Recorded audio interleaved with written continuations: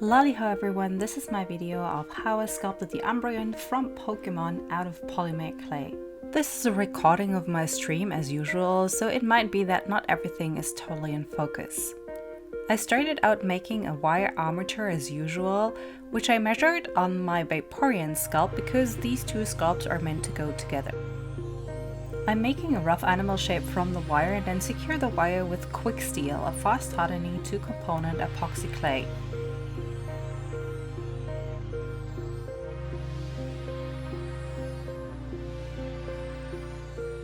After this, I'm building up a rough body shape by wrapping the armature in aluminium foil. This will not only give the sculpture its initial volume, it will also help the clay bake from the inside. Now I can start building up clay all around it.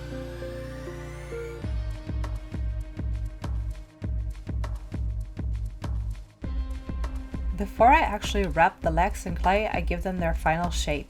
The Umbreon is supposed to stand on a little moon, so I have to take that into account while shaping the legs.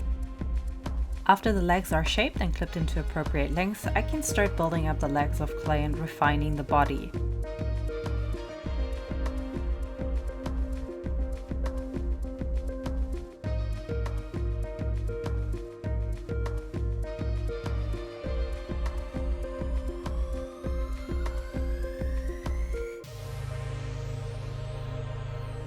When the body is roughly finished, I try to get a feeling of how big the hat has to be and if my neck wire is the length that I need.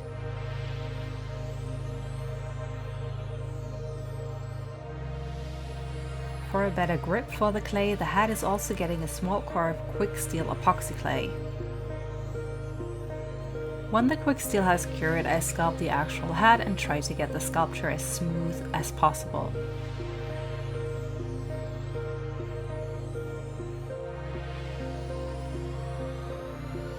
For this I'm using my 95% alcohol and my infamous Q-tip. I swear Q-tips are the best replacement for fingers that aren't small enough.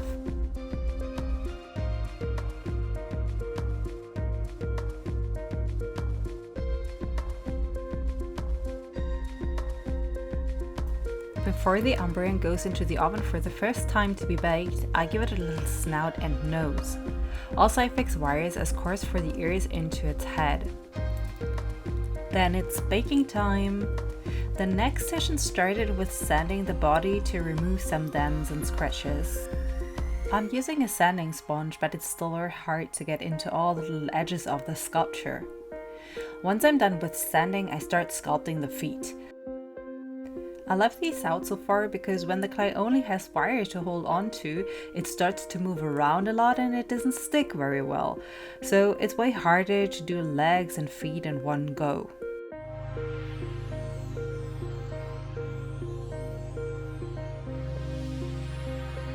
Obviously it needed toe beans, cause toe beans are love and life.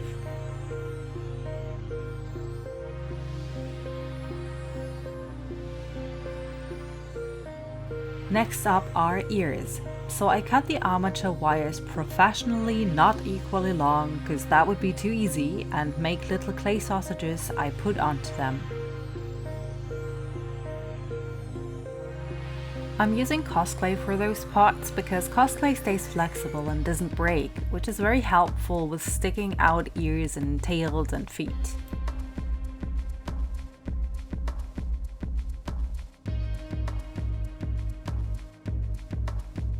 The ears get their final shape and smoothing into the rest of the body, then I wrap the tail into aluminium foil because it's quite voluminous and cover it in clay.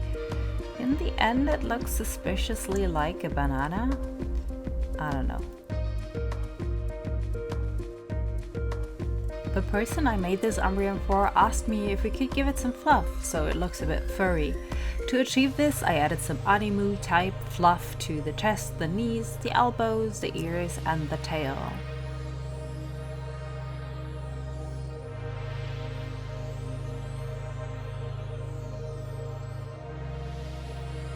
The Umbreon is finished now, but I mentioned it was to stand on a little moon, right? Well, on to the moon then. For the moon I also make a little armature, and I'm testing the size with the Umbreon before tightly wrapping it into a nice silver moon banana.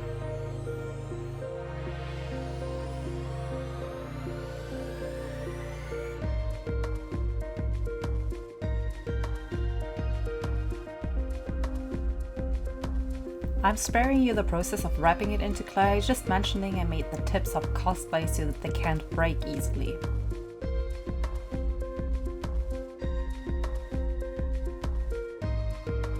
Since this was also the painting session, I had the glorious idea of giving Umbreon its first coat of black, so it had some time to dry until I was finished sculpting the moon.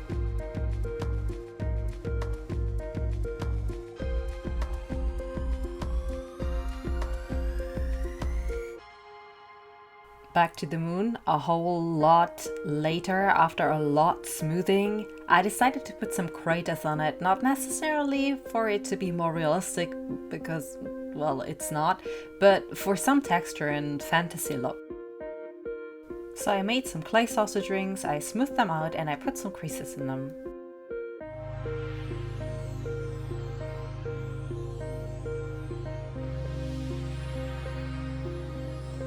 After I was done with the moon, it was full painting time. Next up were the blue markings and everything.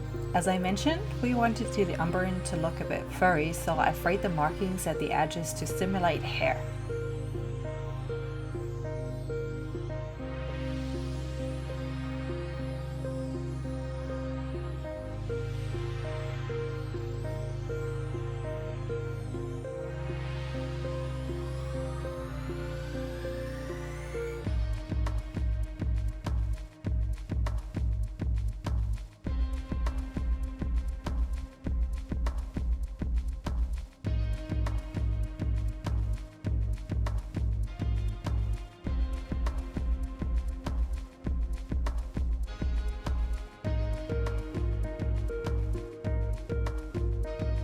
Before I finished the blue parts, I sketched in the eyes and also the oval markings with a white watercolor pencil. Watercolor pencils have the advantage that you can just wash them off the acrylic paint when you're done or when you don't like what you made.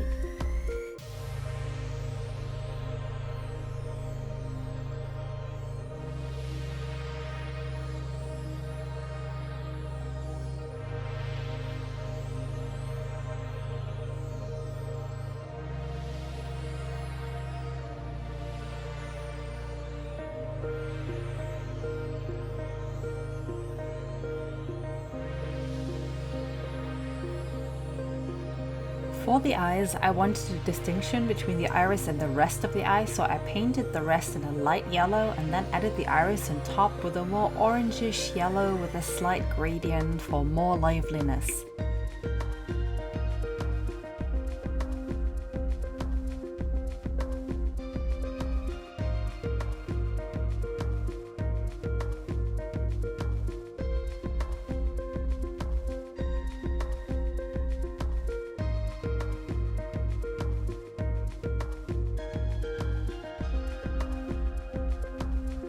The pupils are more oval than round because it's supposed to look more mysterious than cute or something.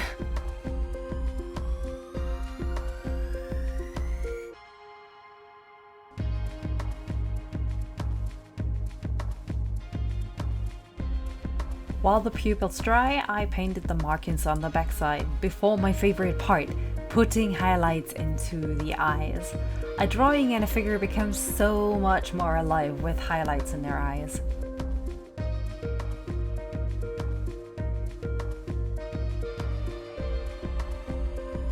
Last but not least, I dry brushed the feet and the fur tufts with blue.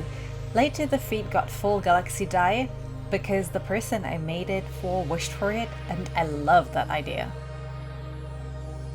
Then it was also time to paint the moon and the stand. The moon got primed in a grey yellowish white as a base, and the stand got a galaxy night sky similar to the fat cat with lots of little stars on it.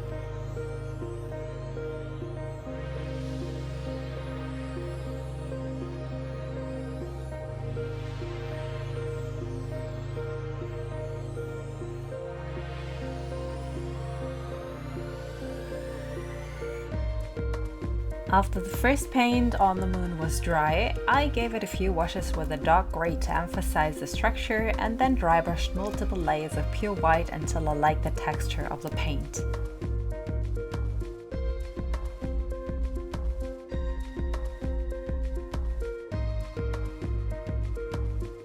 And that was it! The Umbreon was finished, and I hope you like it, and I'll see you in the next video. See ya!